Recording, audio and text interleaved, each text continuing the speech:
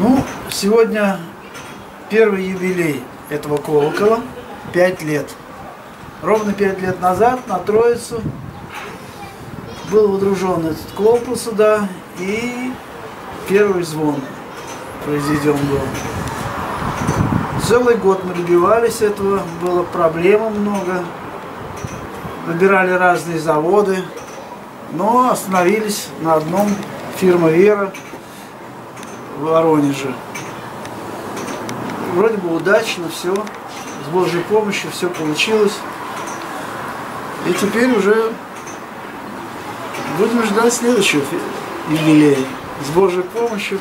А мы уже служим здесь 18 лет, как раз тоже на Троице сегодня ровно 18 лет. Звон на этой колокольне.